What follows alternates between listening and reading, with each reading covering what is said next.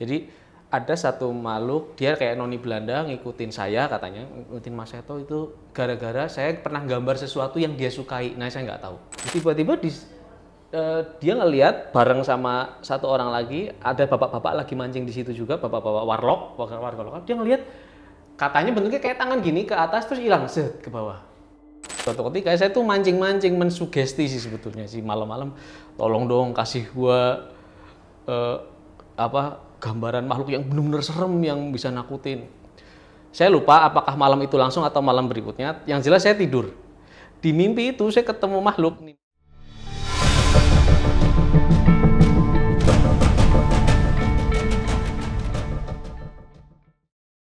Assalamualaikum warahmatullahi wabarakatuh. Balik lagi di Obsan, obrolan santai. Ini santai bener. Santai banget ini. Teman-teman, sekarang kita lagi kedatangan bintang tamu yang cukup beda dari yang lain. Iya. Cukup beda banget ini dari yang lain. Kalau kemarin-kemarin kita kedatangan artis, kedatangan pelawak. Nah, kali ini kita kedatangan Mas Sweta Kartika. Halo. Halo, Mas, selamat datang di Obsan. Saya apa nih? Nah, kalau di sini Mas Sweta itu dikenal sebagai ilustrator, komikus, storyteller, banyak pokoknya. Ya. Buku juga. Iya. Penulis buku. Penulis buku novel. Jadi sebenarnya apa sih, Mas? Gabut. Habis ya yang berhubungan dengan mendongeng kali ya istilahnya ya. Jadi penulisan, audio series juga, nulis mungkin skrip film tipis-tipis lah. Ya, yang jelas komikus itu pekerjaan utama sih. Hobi. Iya. Tahu nggak sih teman-teman kenapa Mas Sweta bisa datang di obrolan santai? Pasti kan ada kaitannya sama hal yang berbau hantu ya, Om ya? Iya. Dan dulu kita di Noise ya, Mas ya? Iya, pernah ngisi di nggak apa-apa ya nyebut. Nggak apa-apa. Oh, di sini karena santai ya. Iya, dulu pernah ngonten bareng di Noise sih. Di Noise Kan kalau juga ada di sana juga ada. Iya, ya? PTJ. Iya. Sama saya juga ada di situ audio series jadi ya pernah cross produk lah istilahnya. banyak ya jadi ya tulisan, audio. Yes. Tapi tetap memprovide-nya tetap tulisan sayanya. Bahwa kemudian nanti diproduksi jadi audio series itu nanti ada timnya lagi. Kalau diproduksi jadi film ya ada timnya lagi. Tapi kalau saya emang berfokus di nulis sama membuat komiknya jadi gambar gitu. Oke, nah teman-teman, Mas Sweta ini bisa salah satu yang terkenal dalam bidang horor juga di Indonesia. Nah itu awalnya gimana sih?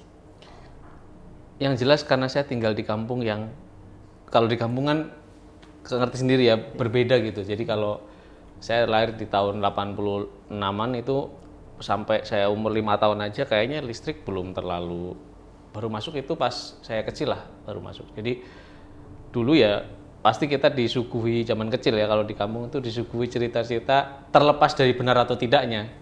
Itu pasti ada unsur-unsur yang kayak awas di sana ada hantu ini. Jadi kita kayak punya kosa visual hantu-hantu yang kita bisa tipologikan. Oh di sana pocongan, di sana kuntilanak. Semangat. Terus di sini apa gitu. Dan sekarang udah nggak populer lagi anak-anak. Sekarang nggak tahu tuh gelundung pringis nggak tahu. Kemana aja tuh hantu-hantu itu kadang-kadang saya mikir hari ini. Iya kan dulu ada rambut geni. Bukan tuyul deh ada anak kecil yang hitam doang. Gitu. Sekarang udah nggak ada, pada nggak tahu.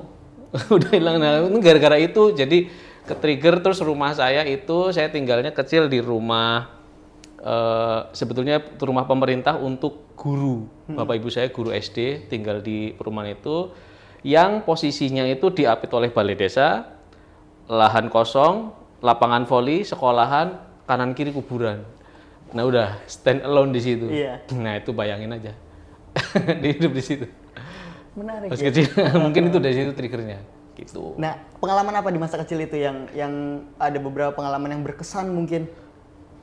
Ini saya mungkin lupa ingat ya karena umur 8 tahun. Yang merecall itu ibu saya, emang yang mengingatkan kembali itu ibu saya, terus tetangga saya. Dulu kan kamu pernah hampir hilang, diculik kayak gitu. Jadi waktu umur 8 tahun, saya lupa 8 tahun apa 6 tahun. Pokoknya pas itu lagi pentas seni 17-an peristiwanya.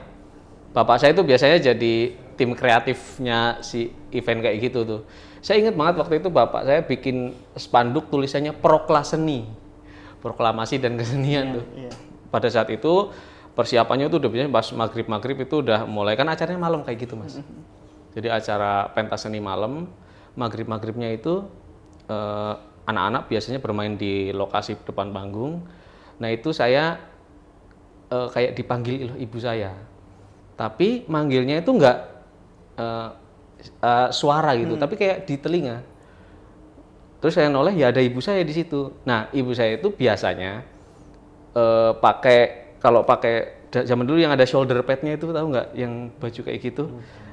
Itu ya? Kayak ibu saya udah siap-siap menghadiri pentas ini. Padahal ibu saya itu biasanya seksi konsumsi karena rumahnya deket sekolahan tadi om. Itu pentas seninya di balai desanya.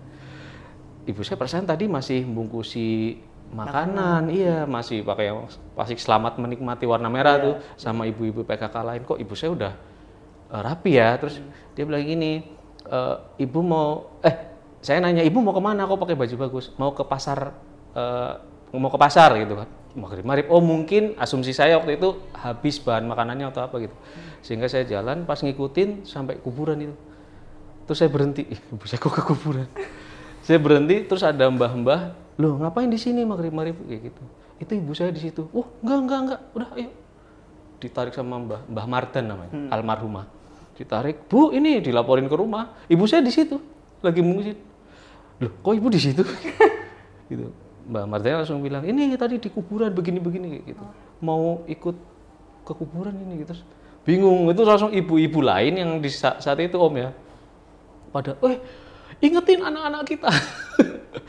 Kalau ngelihat ibunya yang takutnya ke bawah gitu. Kurang lebih gitu, itu peristiwa yang udah sekali itu doang sih. Hampir aja ke bawah, ke selong. Kenapa itu om? Kok bisa gitu om? Makhluk apa itu? Mas Sweta kan di ini ya? Di mana, di Kebumen ya? Iya, di Kebumen ya? Iya. Oh, sekarang tinggalnya di mana mas? Saya sih di Bandung udah. Oh di Bandung. Udah nggak di situ. Bahkan rumah yang dulu itu udah nggak saya tempati, yang rumah guru itu saya pindah ketika SMP, rumah dinas ya, rumah pemberian pemerintah lah. Sekarang tempat itu sudah jadi balai desa, dimanfaatkan jadi balai desa yang kuburannya masih sama. Pokoknya secara blockingan mah sama ya, tapi fungsinya udah beda. Saya udah pindah ke rumah, masih satu desa. Gitu. Itu mungkin kalau zaman dulu kan kita ada pantangan pamalinya nggak boleh keluar surup ya. Surup tuh pas maghrib. Iya makanya surup. Kadang anak-anak itu ini ditakut-takuti ada WW apa genderuwo yang nyulik. Gitu di kasusnya gitu Tapi itu nggak jadi ibu saya, itu nggak jadi WW. Enggak. Maksudnya bukan itu ibu saya. Ini visualnya sama kok. Cuman anehnya karena pakai baju yang bagus gitu. Wah, ngapain nih maghrib kayak gitu. Belum berubah aja apa itu om? Kemungkinan sih. Menyerupai memblo ya jadinya. Untuk nyulik tadi mungkin. Bos pokoknya nggak jadi aja. Untung masih waras saya. Biasanya kalau ini mas, kalau amit-amitnya ya, kalau kemudian dibawa itu kan sampai berhari-hari. Iya. Kan biasanya kalau dulu pakai perkakas dapur kan nyari. Iya, ditabur-tabur. Kalau di Bali ngerupuk. Bruk. Pakai kentongan itu. Untung tadi ada mbahnya yang bantu. Iya, Mbak Marten almarhum. Jadi saya diem aja di pojokan, adalah. Jadi dia jalannya tuh menikung gitu, kuburannya di tikungan situ. Saya di situ diem nungguin. Kenapa ini ibu saya ke kuburan? Kayak hooknya gitu ya. Iya, terus ada Mbah Marten lewat langsung. Ngapain di sini? Langsung sadar ya mas ya.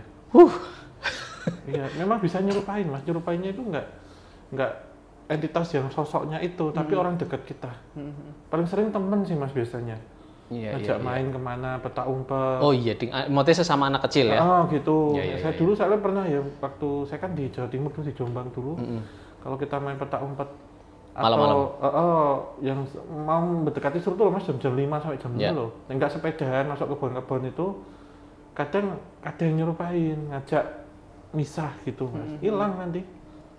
Kalau hilang ya itu pakai alat dapur itu. Kenapa pakai itu? Karena nanti entitasnya ini misal genderuwo atau wewe dia joget mas. Dikekep gini. Si anaknya itu.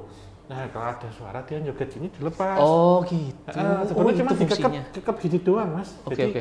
Jadi nggak dilihat orang tuh kanan kiri nggak ini. Iya. Nah ketika dia ada suara kan suka suara musik ya sebenarnya.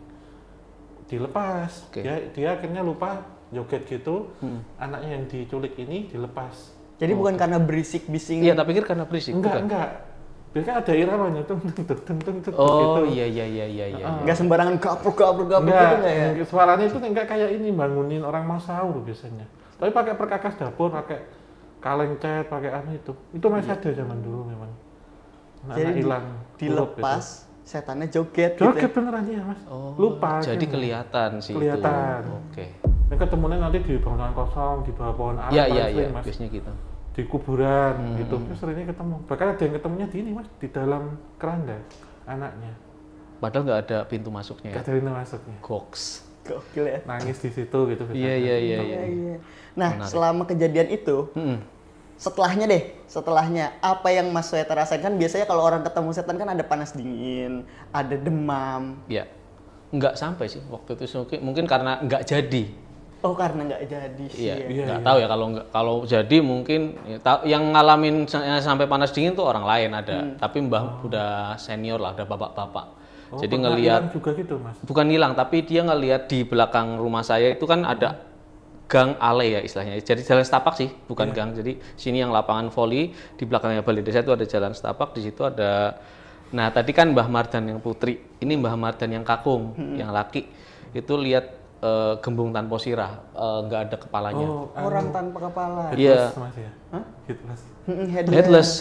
Headless creature itu lihat. Udah, jadi baru lihat itu sampai meriang seminggu itu. Saya masih SD peristiwanya. Saya nggak tahu detailnya. Saya hanya mengonfirmasi dari orang-orang. Oh, dulu ada tuh Mbah Mardan lihat. Memang di situ terkenalnya makhluk itu. Kayaknya emang teritori kali ya. Urban legendnya di situ. Urban legend. Jadi per teritori sini Ya, ini. waktu Mas Rita kecil kan lokasinya di mana, Mas? Nggak jauh dari ini jembatan Rampil ya? Enggak, itu rumah pas yang ini. Rumahnya nenek kalau itu. Kalau yang rumah saya agak jauh. Rumah saya agak jauh di dekat tadi daerah-daerah Kutoinangunan lah, di daerah selatan. Ya daerah-daerah situ. Tapi itu juga kita nggak pernah, satu kampung nggak ada yang tahu asal usulnya kenapa ada makhluk. Tanpa Enggak, kepala. Tapi itu pakai bajunya apa, Mas? Baju kuno apa? Enggak sih, katanya sih malah pakai Panjang sarung di selempang. Sarung selempang nggak ada kepalanya. Iya. Cowok tapi wujud Laki-laki. pakaiannya. Apakah dulu mungkin zaman Jawara juga bisa nggak, Mas? Kan daerahnya juga terkenal sama rawa rontek. Oh, bisa. Jadi soalnya Yang daerah yang sekolahan itu, saya Om itu ada patok-patoknya. Ternyata itu dulu markas Belanda. Oh. Saya pikir dulu itu patok kuburan. Soalnya zaman kecil saya kan dipanggilnya Seto kalau di kampung. Awas toh, rumahmu bekas kuburan ya gitu kan. Patok kuburan depan saya rumah persis itu ada patok. Setinggi itu bahannya beton itu udah nggak bisa dipaku aja nggak bisa. Jadi nggak bisa dipaku buat nempel apa ya misalnya nggak bisa. Tapi memang turun ke bawah gitu, Mas, patoknya. Nah, kurang tahu. Soalnya itu patoknya itu memanjang kalau dipetakan dari atas ya istilahnya itu ngebentuk satu kotak. Nah, di bagian belakang selatan itu ada sumur yang dulu tuh bening sekali airnya. Saya zaman SD, tapi udah ditutup. Itu sumurnya nggak lazim gedenya. Ternyata itu sumur gitu, Londo, memang sumur Belanda. Gitu. Di situ dulu emang ada salah satu markas transis ya sebelum sampai ke Kebumennya. Di situ dulu kayak semacam tempat singgah sesaat kali ya. Nggak tahu deh, udah hilang bangunan itu sudah tidak ada, udah jadi sekolahan, udah jadi balai desa tadi. Tapi yang tersisa hanya patoknya aja itu. Sampai sekarang itu? Sampai sekarang masih ada. Kalau main ke rumah saya itu patoknya, itu lagi. Terus ada beberapa yang udah dicabut. Gitu sih, Belanda hubungannya. Apa maksudnya makhluknya? Apakah tadi berkaitan sama Jawara? Apakah itu emang random aja gitu? Tentunya kalau entitas yang seperti ini tuh spesial, Mas, khusus. Mungkin bisa yang berkaitan dengan pertama. Entah ada dulu seorang Jawara di masa Belanda yang dipenggal, bisa Mas, kalau yang bisa saya tafsirkan. Melihat sedikit bayangannya itu memang iya, Mas, jadi menggunakan celana warna hitam, tapi hitam segini tuh loh, Mas. Oh iya. Terus pakai memang mungkin kayak sarung atau pakai di film Pitung. Oh iya. Yang diselempangin begini itu iya, kan tapi ya. telanjang dada tapi. Terus sarungnya agak merah marun gitu. Tapi memang kepalanya hilang. Iya. Itu doang yang unik. Yang lain tuh standar ya, pocongan, kuntilanak. Ya udah itu doang. Derwo paling. Itu ada kaitannya sama sejarah tempatnya Mas Vito sih, menurut saya. Oke. Ya, tapi kayak memang kayak Jawara sih, Mas. Jadi dia memang harus dimutilasi.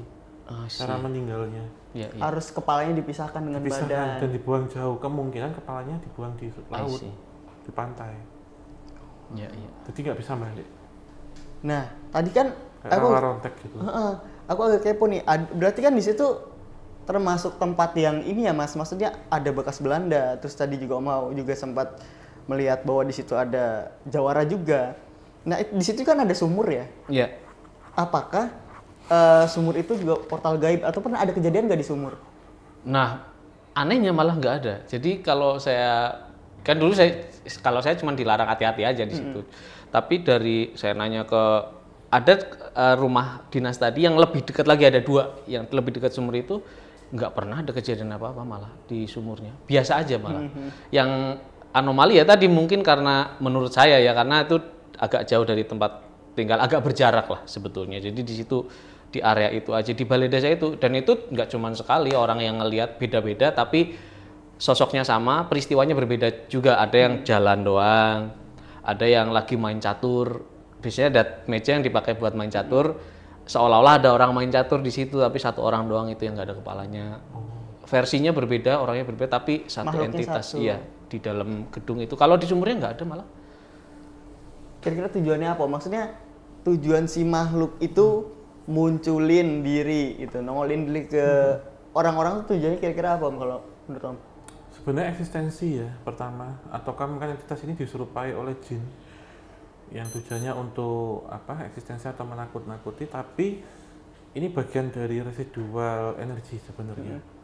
Karena memang pemimpin dari tempat itu ya Mas, dan memang ada pemberontakan Belanda di lokasinya.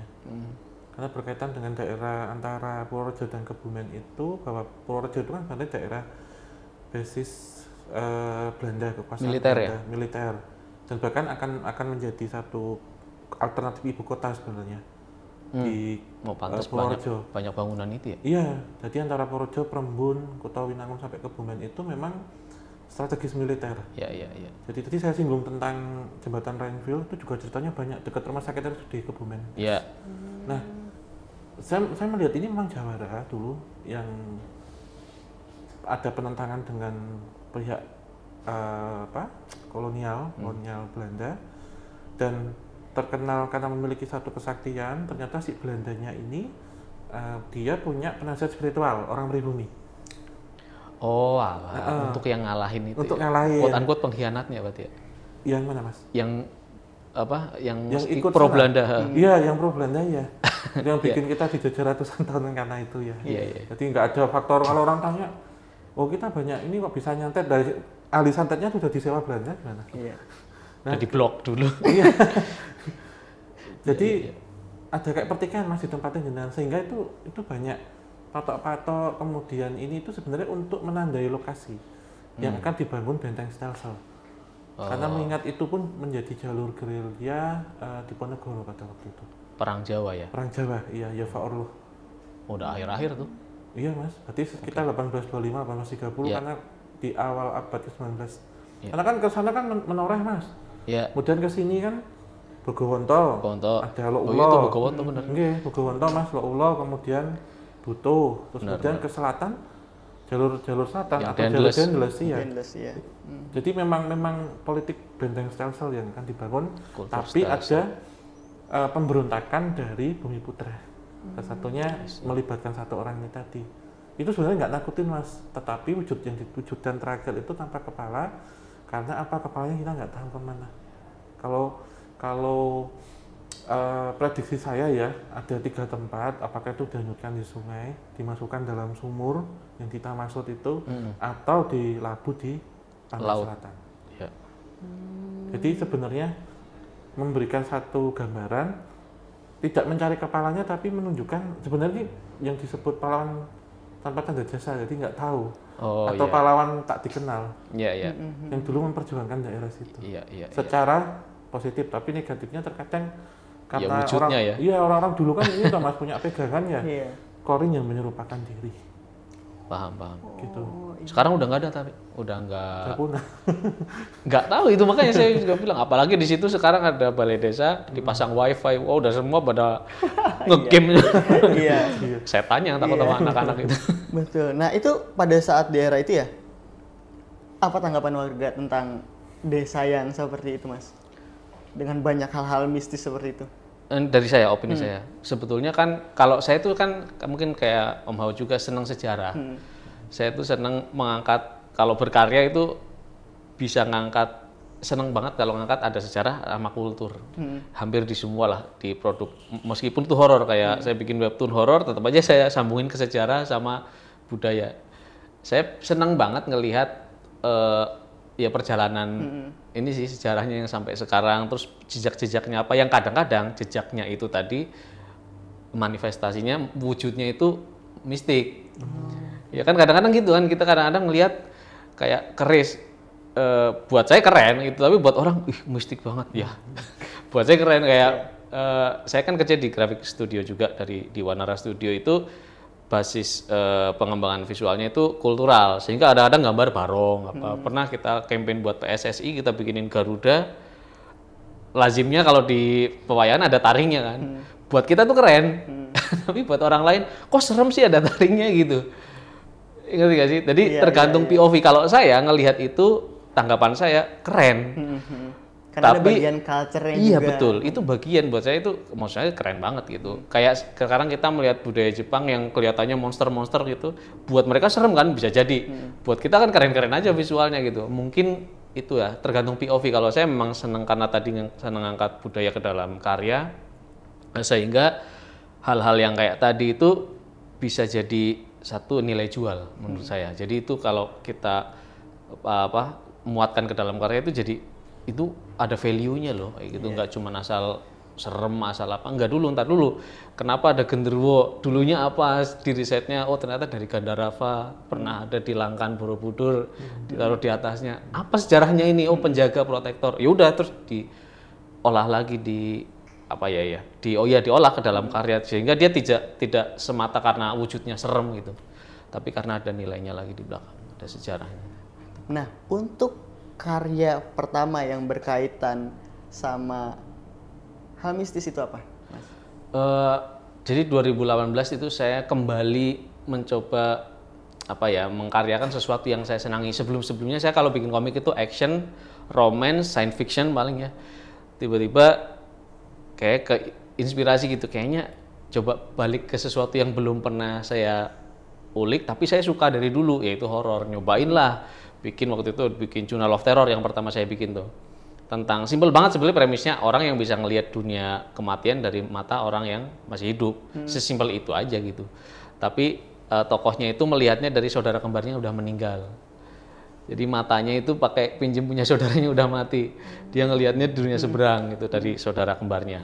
Journal of Terror itu udah saya kembangin dari situ, itu sebagai pintu masuk. Udah sisanya saya tinggal ngambil cerita-cerita dari orang, termasuk dari Om Hao juga tuh. Kalau saya lihat di channel YouTube-nya, oh iya ngambil sejarah, kayak ada makam panjang, ternyata yang dimakamkan pusaka. Oh kayak gitu bisa ya, saya ambil. Gitu bisa ya? Iya, jadi kan ternyata yang kita lihat tuh sebetulnya gini sih, tergantung POV ya Om ya. Kalau kadang ngelihatnya, ih mistik banget, itu keren banget menurut saya. Tapi ternyata bisa diolah kayak gitu. Kayak petilasan, banyak yang menyangka petilasan pemakaman. Padahal mungkin tempat orang bersemadi dulunya, tilas atau bekasnya di situ gitu. Sehingga kayak dikerahmatkan banget. Padahal pas ke situ, ini keren banget ini. Jadi orang jadi berjarak gara-gara ada cerita itu. Tapi ya kita olah aja sebagai materi. Journal of Terror. Journal of Terror yang karya yang saya bikin. Dalam pembentukan karya pertama itu, ada gangguan nggak? Nah, saya justru nyari sebetulnya. Enggak, karena sejujurnya saya butuh sensasi takutnya. Ini harus dicoba kita pecah dulu ya. Kalau dalam tulisan atau karya yang fiksi, itu kita nggak boleh biasa aja. Ada hiperbolanya, exaggeration lah istilahnya, dilebih-lebihkan. Sehingga kalau untuk menyampaikan itu, saya harus butuh rangsangan. Sementara kalau kejadian biasa, lagi di rumah tiba-tiba benda jatuh aja, kita udah takut setengah mati kan. Saya kalau cuman benda jatuh di dalam cerita itu jadi biasa aja, tapi sensasi takutnya itu yang harus saya pindahin ke sini, sehingga ini harus dilebih-lebihkan gitu. Sehingga saya harus nantang, saya harus nulis malam-malam di pojokan, kadang-kadang cari jendelanya saya buka kalau malam. Pernah saya di luar, ya pokoknya sendirian cari peristiwa kayak gitu. Kejadian yang ini saya mau nanya juga sih ke Om Hao sih, Ya, kalau boleh sih. Boleh. Jadi belum lama setelah anak saya lahir itu, saya kan udah ganti mengkaryakan judul lain Om. Judulnya Kemala, webtoon bentuknya, komik tapi scroll down di aplikasi webtoon. Di season kedua saya kayaknya udah biasa nih gambar yang tuyul apa, dan menurut saya jadi keren, nggak jadi serem. POV-nya saya butuh sesuatu yang serem. Nah, suatu ketika saya tuh mancing-mancing mensugesti sih sebetulnya sih, malam-malam tolong dong kasih gua gambaran makhluk yang benar-benar serem yang bisa nakutin. Saya lupa apakah malam itu langsung atau malam berikutnya. Yang jelas saya tidur. Di mimpi itu saya ketemu makhluk. Nih makhluknya saya gambarin visualnya ya. Pokoknya bajunya tuh lusuh. Kepalanya tuh oversize. Jadi kayak saya ngelihat telinganya tuh selebar sini, selebar pundak. Pokoknya kepalanya gede aja, rambutnya tuh gimbal. Di mimpi itu saya tuh marah sama dia, nggak tahu kenapa. Dan peristiwanya seolah-olah ada di depan rumah saya. Saya kayak lagi berantem lala gitu lah, berantem. Marah terus kayak lepas sep. Saya terus kebangun Om. Ini kalau sampai tahap itu doang, sugesti ini. Yang penting dapat visualnya. Nah, masalahnya ada kejadian lanjutannya. Jadi begitu saya melek set, anak saya itu nangis di kamar belakang. Langsung teriak kenceng. Wah, kayak gitu. Nah, anak saya itu jarang sekali nangis yang ngebuka mulutnya, yang ngerti nggak yang heboh gitu. Nangisnya paling kayak gitulah lirih ya. Karakternya memang kalem. Malam itu tuh kok teriak. Saya bingung kan, bangun. Bukan dia nangis dulu saya bangun, tapi saya bangun dulu agak jeda, orang saya sempat minum, terus nangis, saya langsung ke belakang. Saya tenangin tuh anak saya tuh, panik. Nah, sepupu saya itu kayak Om Hao, bisa ngelihat lah. Saya teleponin, saya WhatsAppin malam, ya saya wajar aja kalau dia nggak bangun. Kalau itu masalah jam 2 malam, jam 2 atau 3 malam lah. Saya tuh teleponin, ini kenapa nih gitu. Ya udah nggak direspon, karena saya sambil marah sebetulnya Om ya. Waktu itu saya ambil sapu lidi, saya langsung berasumsi itu makhluk itu maksudnya yang ganggu. Saya ambil sapu lidi, kan zaman dulu diajarnya gitu. Saya nyalain lampunya, saya tebas-tebas ke dinding itu. Kurang ajar ganggu anak saya gitu. Saya marah sebagai bapak aja gitu.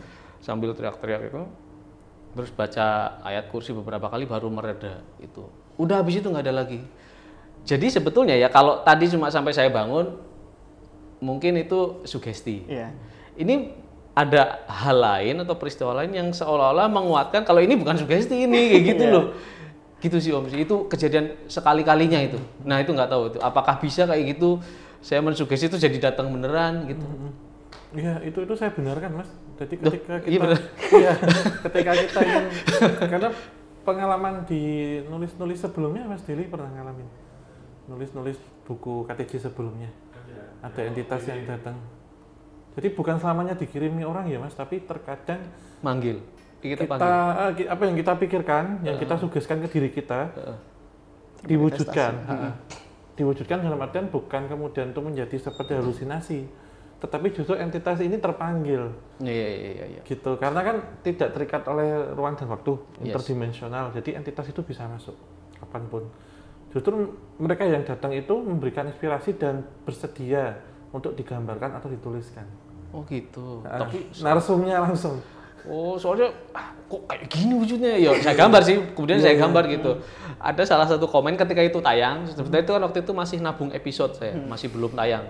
Pas sudah tayang ada yang mungkin dia bisa ngelihat juga kali, nggak tahu sih. Pokoknya ada satu komen, gua kayak pernah ngelihat makhluk itu kayak gitu. Di salah satu panel sekian, dia ngitung cuy, panel keberapa gitu. Oh ya mungkin jadi itu kan jenis lah. Jenis ya. Ada banyak yang kayak gitu di beberapa spesies lah gitu. Jadi wah, tapi gara-gara itu anak saya nangis itu. Udah, itu sekali. Yang kedua itu nggak berhubungan dengan proses penulisan sih, langsung cuman di depan rumah saya dulu itu bambu. Saya pengen ganti bambu itu, saya capek nyapunya. Daunnya gitu, ganti kayak apa kayak gitu kan, minta saran ke gardener ya, orang yang bisa ngurus taman, saya utus kalian buat ganti cemara. Nah pas lagi ngukuti bambu itu, malamnya anak saya nggak tidur itu. Wah semalaman nangis terus. Nah sepupu saya tadi yang Damar itu, saya sebelumnya kan rumah saya agak gimana ya, soalnya seberangnya itu jurang, terus sana tuh bambu sama kuburan. Ini bambu yang kecil aja sih, seginilah paling sehalaman rumah. kata Damar itu hantu-hantunya dipindahin ke situ dulu, dia nggak ngomong. Begitu dibabat, ya kan kayak penggusuran kan. Iya. Padahal udah pegang sertifikat tuh. Sertifikat rumah.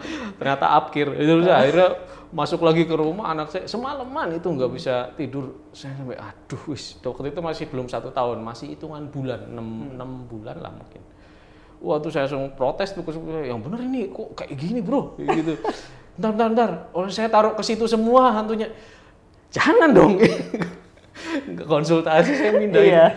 Kamu pindah ke sana kayak kemana kayak? Soalnya katanya, ini nggak tahu nih, saya minta konfirmasi Om Hao juga. Bisa nggak sih kalau sepupu saya bilang dia tetap mau di area situ, dia hanya mindahin ke area bambunya. Jadi nggak diusir gitu loh. Relokasi ya? Iya relokasi tapi nggak sampai pindah jauh. dari area itu, jadi cuma dipindahin ke pohon bambu gitu. Bisa mas. Oke. Iya relokasi itu kan seperti tawar menawar ya. Negosiasi ya. Negosiasi. Maksudnya tapi ke pohon gitu bisa ya? Bisa. Oh, oke. Misalkan awalnya misal gini mas, ada bangunan tua mau direstorasi ataupun mau dirobohkan, entitas ini mau dipindah tergantung nanti kesepakatan. Direlokasinya bisa ke pohon, bisa ke tempat bangunan lain atau dilarung ke sungai atau dilabuh di laut, kita kembalikan lagi. Oh, oke. Dikembalikan ke semesta. Oke. Tergantung merekanya maunya gimana. Kan kalau dulu ada istilah bedol desa ya, misalnya untuk waduk ataupun apa, dan ada mereka yang kasih uang ganti rugi, ada yang mereka ditransmigrasikan, ya gitu. Tapi ya tetap nanti ada premannya yang akan malak, sama aja. Per waktu ya ada periodenya. Ada periodenya atau pas kejadian itu, jadi ada mereka yang provokatif juga. Kita nggak mau pindah atau apa, kita ada minta sajen akhirnya. Oh itu sih nggak. Misalkan gitu loh mas, ada yang seperti itu gitu. Tapi kebanyakan yang penting selama masih ada tempat atau apa, tergantung nanti diskusinya seperti apa. Iya. Bisa gitu. Oke.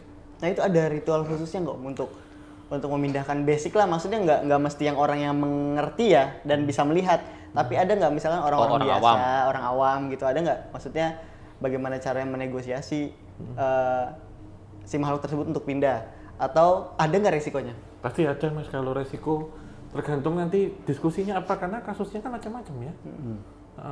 Resikonya itu tadi bisa paling pol nih kejadiannya adalah kesurupan massal. Oh iya. Paling ini parah. Iya, pasti ada, karena mereka mau orasi akhirnya. Nyampein pakai bahasa manusia, minjem tubuh manusia bisa.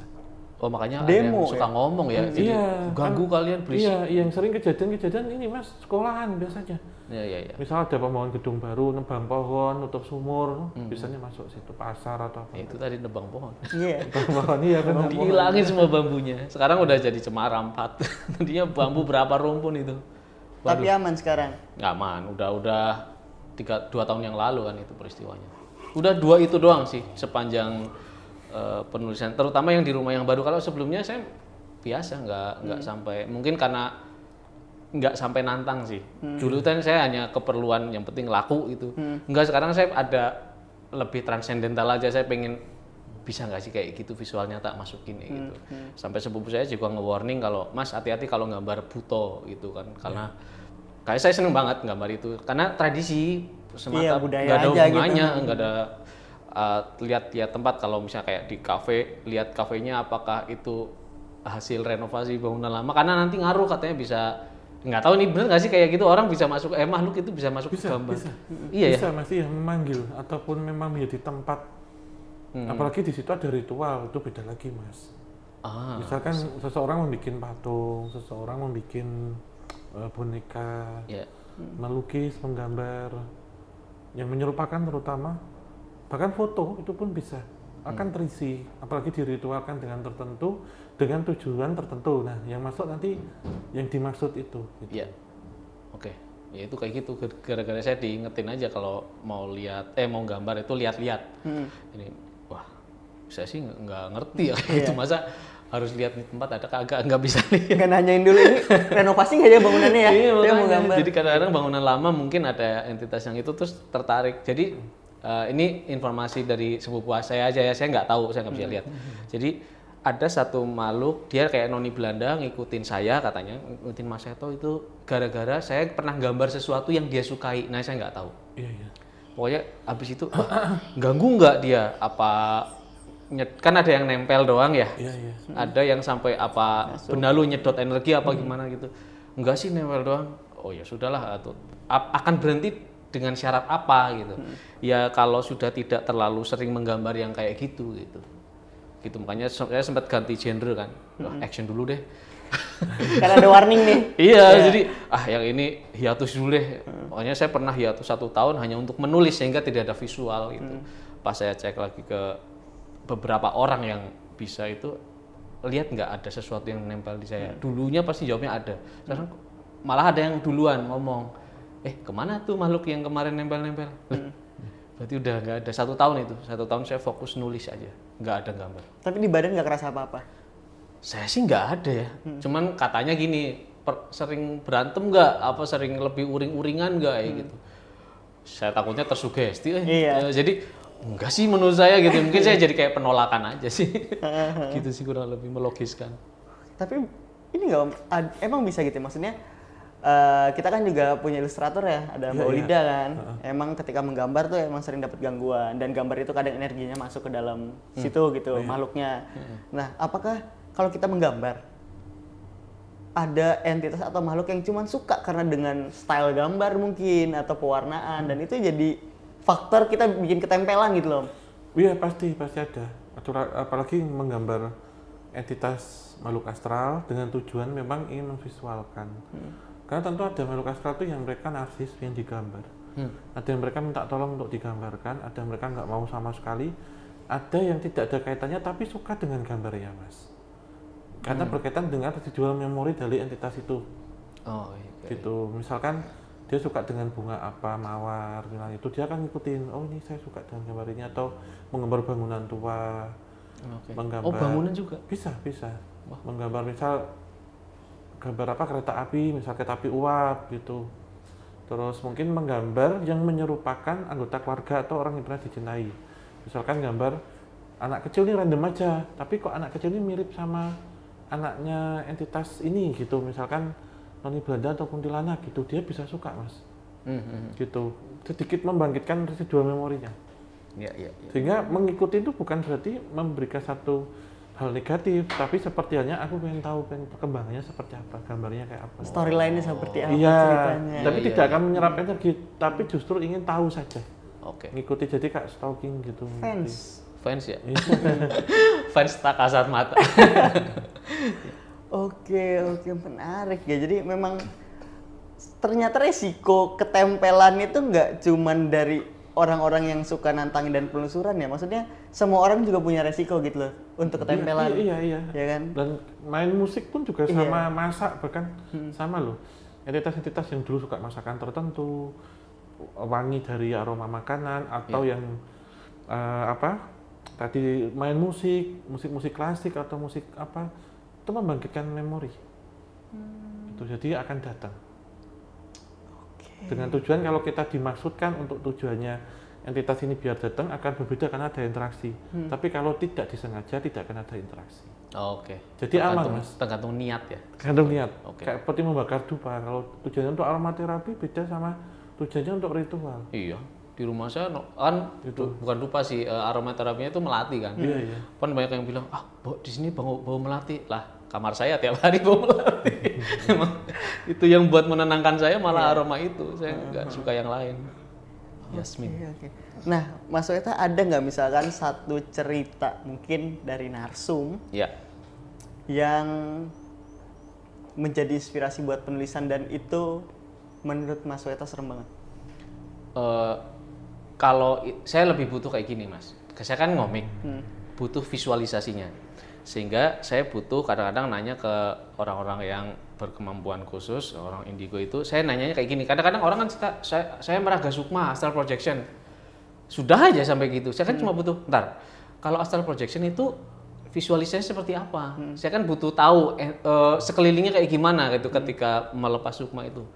Oh kita itu bersinar malah, itu jadi judul episode malah saya orang-orang yang bersinar sebenarnya. Karena jadi kalau kita lagi lepas sukma itu yang jadi lampunya kita. Kalau di film Insidious apa ya kan pegang lentera ini nggak usah pegang lentera katanya. Bener ya Om ya kayak gitu ya. Iya. Kita menyala. Jadi makin terang cahayanya makin ke notice katanya gitu. Iya. Jadi makanya beberapa astral projector itu bisa stealth mode lah istilahnya, Meredam medim cahaya, energi, dihilangin gitu. Jadi didim cahayanya supaya dia bisa ke satu tempat undetected gitu, tidak terdeteksinya. Saya kadang-kadang nanya visualisasinya seperti apa, dan yang bahaya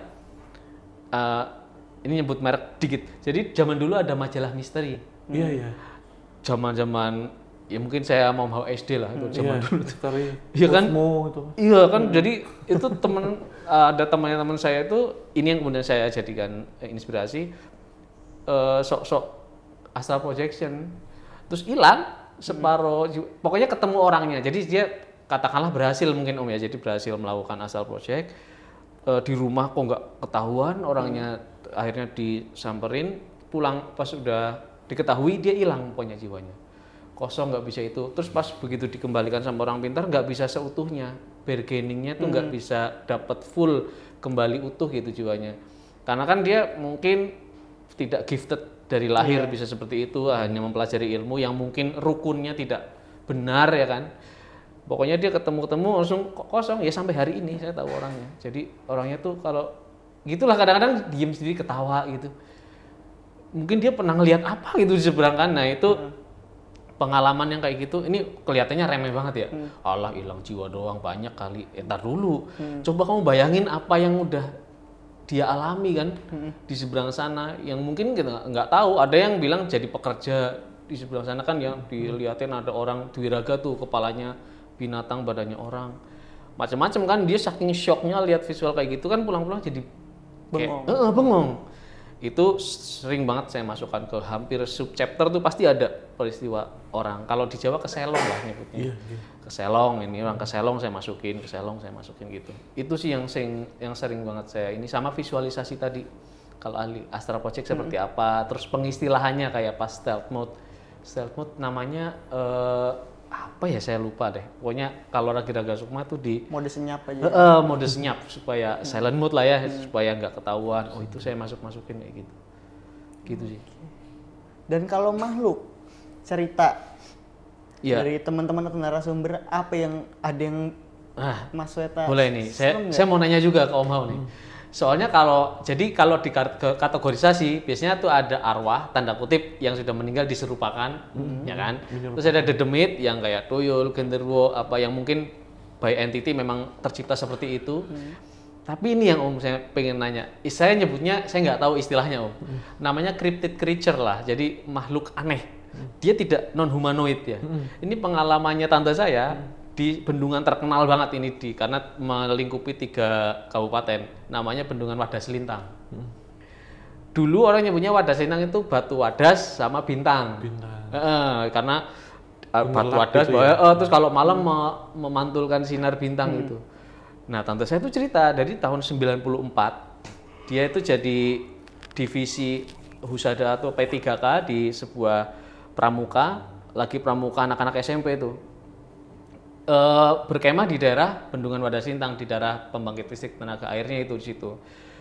Suatu ketika random tante saya, anak-anak lagi kegiatan nih di P3K, dia ngelihat ada yang lagi sakit 6 orang. Ya udah dirawat, terus dia jalan-jalan ngelintasi Bendungan Wadas Lintang kayak gini nih. Lewat ini Bendungan Wadas Lintang, ini yang ke sungainya. Sungainya, buangannya ya. Iya, dia lagi jalan, kan jauh banget ini perjalanannya. Tiba-tiba dia ngelihat bareng sama satu orang lagi, ada bapak-bapak lagi mancing di situ juga, bapak-bapak warga lokal. Dia ngelihat, katanya bentuknya kayak tangan gini ke atas terus hilang set ke bawah. Oh, ke atas set, iya, ke permukaan. Tolong gini tuh Mas. Seolah-olah kayak bintang. Itu yang dimaksud dengan Wadas Lintang itu, katanya gitu. Jadi itu siapa gitu. Terus si bapak-bapak yang lagi mancing di pinggiran, begitu, Bu, ingetin Bu, mau ada hujan badai. Si warlocknya ngomong kayak gitu, bapak-bapaknya. Terus lari, bapak-bapak itu kabur aja. Loh, apa sih ini? Nggak nyampe, belum kering itu bapak-bapak, belum hilang, bapak-bapaknya kabur. Langsung mendung menggulung, langsung badai. Buat itu ngilangin tendanya kesapu yang di sebelah sana ya kan, kemahnya agak jauh. Ini lari nih tante saya sama temen guru lagi, kan guru ini. Lari, ini hujan nih badai.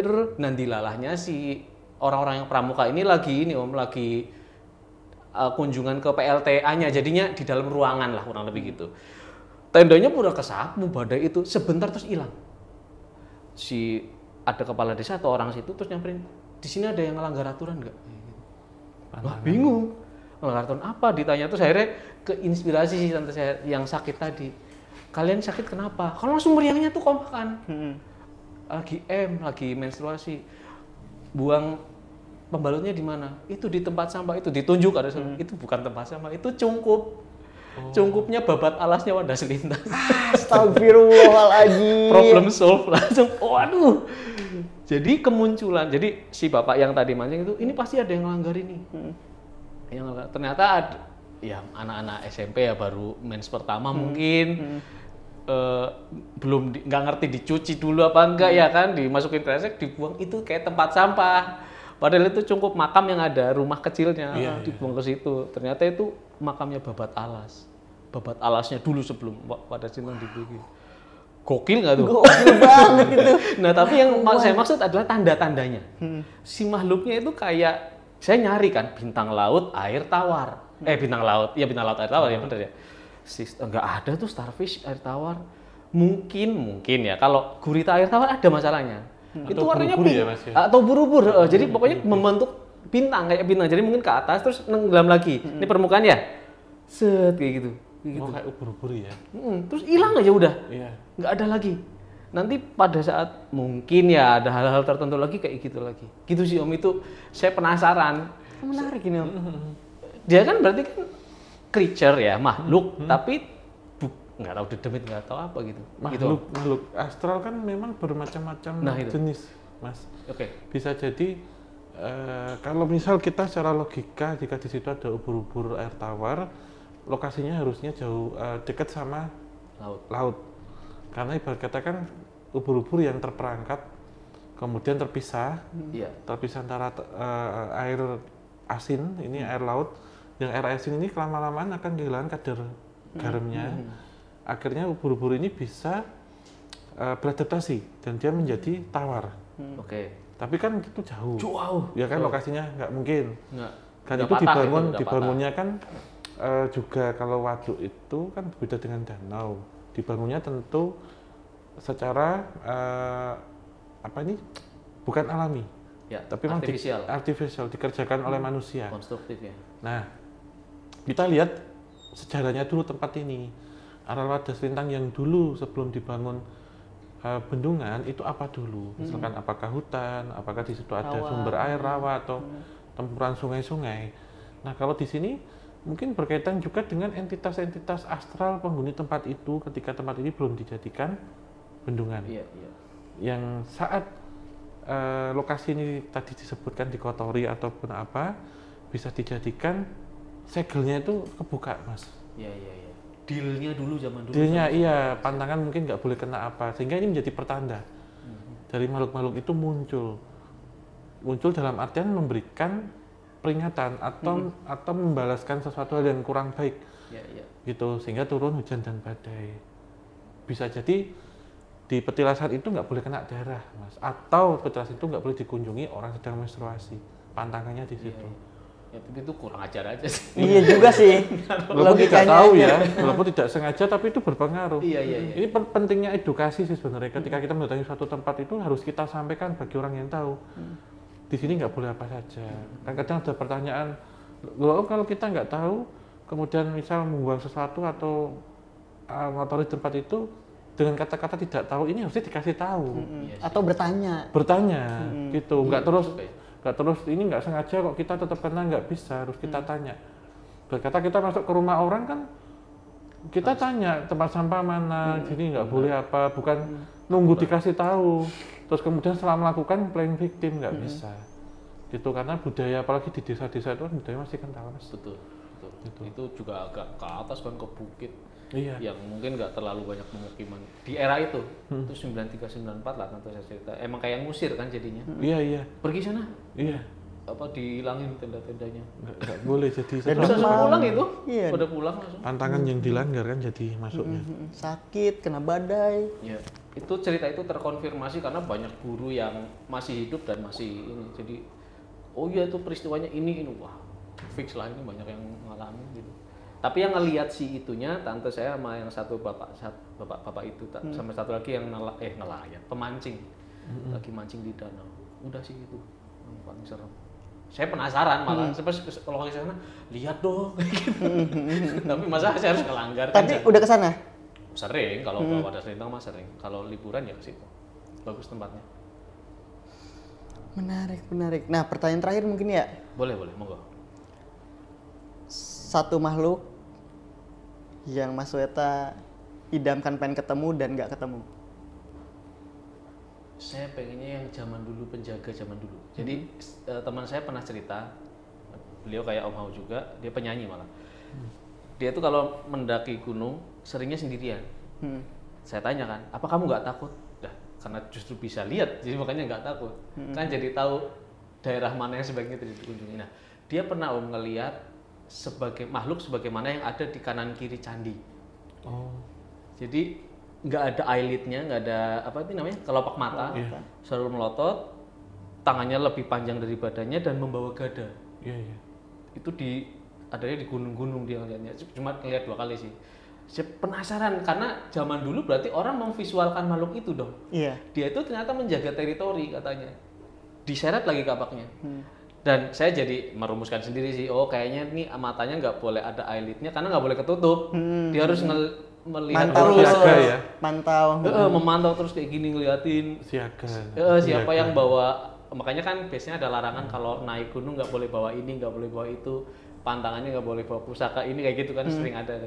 Nah itu si teman saya penasaran sih visualnya semirip apa dengan situ ini. Kalau Dwarapala apa namanya ya, jadi yang Kupolo itu. Ya Kupolo, kepala yang kanan kiri. Itu saya penasaran itu. Karena berarti zaman dulu kan memvisualkan betul-betul kayak gitu kayak naga malam mungkin ada beneran di daerah sungai-sungai. Terus Gandharava yang visual aslinya seperti apa? Karena beberapa cerita dari Pak Alex Pujiwinarto kan pernah ya cerita juga kan dibawa oleh makhluk berbulu. Goks nih kayak gitu. Jadi makanya kan Dwarapala kalau di Langkan Candi terus bawahnya tuh ornamennya pasti floral. Berarti kan dia di hutan. Dia tinggalnya di Kalamakaranya itu hutan. Visualnya ini dia berarti lokasi di situ kan tuh bahasa visual biasanya. Nah itu saya penasaran yang kayak gitu ketimbang yang mohon maaf bukan mengecilkan ya kayak pocong, kuntilanak apa jadi itu udah common gitu. Saya pengennya malah penasaran makhluknya kayak gimana sih secara visual yang benernya kayak gitu. Yang kayak tadi. Jadi emang entitas yang mungkin jadul Om ya, ribuan tahun umurnya bahkan ya. Periode klasik ya. Periode klasik. Periode kuno ya. Soalnya ada fisiknya gitu bukan fisiknya juga sih wujud visualisasi dari peninggalan budayanya gitu. Jadi kayak gini nih kayak gimana aslinya ya. Pokoknya berkaitan sama budaya-budaya lah. Seneng banget. Makhluk itu lah ya. Saya pernah ke Bali di Monkey Temple. Ada banyak. Jadi ada satu candi di bawah di lokasi Monkey Forest-nya itu kan ada candi yang ada patung-patungnya kanan kiri. Yang sebelah sini kayak dewa-dewa, sebelah sini tuh makhluk-makhluk aneh. Saya nanya ke orang yang di situ belinya yang jaga lah, ini makhluk apa ini? Patung-patung apa sih? Oh patung hantu katanya. Ya ini yang mengelilingi di sini, tapi aneh bentuknya menurut saya. Jadi ada bekicot, kepalanya anjing, terus ada ular, kepalanya 2, badannya ular, terus jadi laki-laki perempuan. Saya senang banget itu kayak gitu. Saya gambarin satu-satu, saya wujudin ke yang versi realnya, kan patung ya, mungkin sudah ada bentuk yang lebih dideformasi, jadi lebih art gitu. Saya pengen yang realnya coba saya gambar satu-satu gitu. Itu keren-keren, menurut saya keren gitu. Penasaran saya. Tapi Om, pertanyaan terakhir juga buat Om Hao. Ada nggak sih resiko dari kesenangan Mas Weta ini untuk menggambar? Mungkin karena jin kan kita nggak tahu bentuk aslinya seperti apa. Yang pasti dia bisa menyerupai lah makhluk-makhluk ini. Nah, ada nggak nih resikonya buat Mas Weta? Seneng nih, setan kayak gini nih digambar kan? Iya, kalau menurut saya ketika entitas itu mau digambar tidak akan berisiko, kecuali memaksakan untuk menggambar untuk entitas yang tidak mau digambar. Itu saja. Ketika inspirasi itu sudah didapatkan, sudah digambar dengan lancar, kemungkinan mereka sudah bikin divisualkan. Sebenarnya kita foto orang Mas, kalau dia interest dengan apa yang kita foto, dia akan berpose. Tapi kalau nggak mau kan dia nutup muka, dia yang lari. Kalau kita kejar terus, bisa dia nanti memberikan serangan ke kita. gitu. Iya. Tapi dengan dia ngasih inspirasi ya boleh-boleh aman aja. aman saja. Karena kan tadi saya sebutkan mereka ada yang narsis, ada yang introvert, ada yang pemarah, macam-macam kayak manusia. Aman ya berarti ya? Aman. Tergantung konteksnya dan maksud kita mau kemana gitu aja.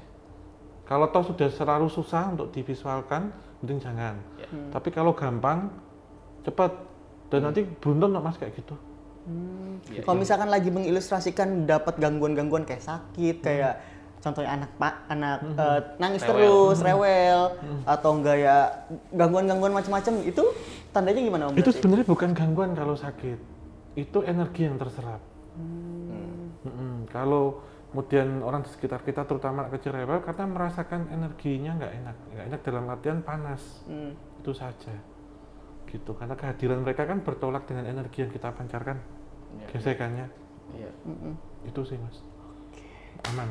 Nah, paling terakhir, ini Mas Weta boleh ngasih tips and trick sebagai ilustrator yang ngegambarkan hantu. Teman-teman kan pasti seneng banget ya, gambar pocong kan gampang, kuntilanak kan gampang. Itu menggampangkan itu. Kan sebetulnya nggak segitu. Jadi buat Sobat Cepanika, buat teman-teman yang nonton, mungkin ada tips dari Mas Weta untuk bagaimana sih untuk menjadi ilustrator yang tenang menghadapi misalkan ada cerita-cerita yang masuk, yang horor-horor atau dapat gambaran yang horor ataupun sebagai ilustrator biasa. Saya akan kasih jawaban berdasarkan jawaban apa yang saya dapatkan dari bapak-bapak di Monkey Temple. Beliau mengatakan begini, Pak, ini kan hantu, emang nggak takut? Ya itu karena kita mencoba beda frekuensi sama mereka. Kita harus jadi frekuensi. Kalau mereka bukan memuji ya, tapi menghormati dengan cara ngasih sesembahan atau gimana. Kalau teori itu dipakai oleh Batman kan. Batman kan, kenapa lu pakai kelawar? Kan lu takut kelawar. Ya aku harus jadi ketakutan itu supaya aku nggak takut lagi. Ama apa? Aku udah jadi ketakutan itu sendiri kayak gitu. Jadi menurut saya harus menyatu. Kalau saya supaya tidak takut, sebenarnya pertanyaan banyak banget itu di kolom komen juga. Apa nggak takut gambar kayak gitu? Karena saya mencoba menyejajarkan diri dengan mereka.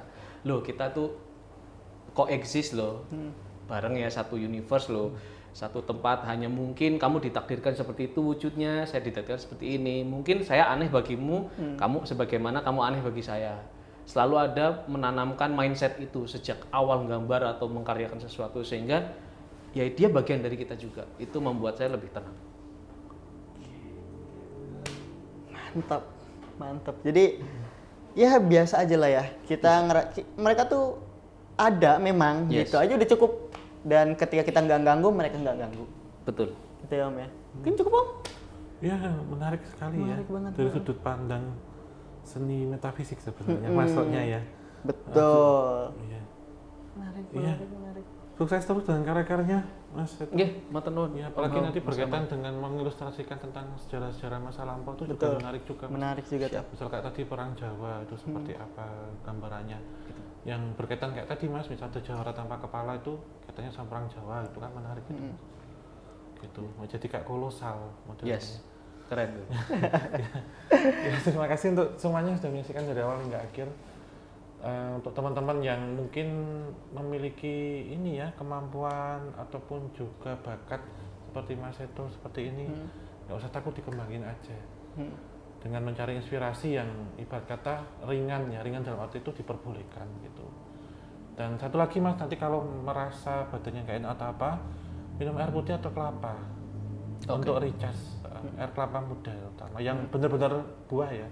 Iya. Itu jadi biar kita yang kita keluarkan itu sama dengan yang kita masukkan, jadi kita stabil dan proses pengerjaannya juga lebih cepat. Dan juga terakhir nih, terima kasih tetap dukung tim KTJ, obrolan santai, Peliwotan dan juga Kelam, dan cara like, subscribe dan nyalakan lonceng, kita share banyak mungkin, dan tinggalkan kritik, masukan dan saran hanya di komentar. Tutup kata wassalamualaikum warahmatullahi wabarakatuh. Mugi tansah pinaringan rahayu sagung dumadi.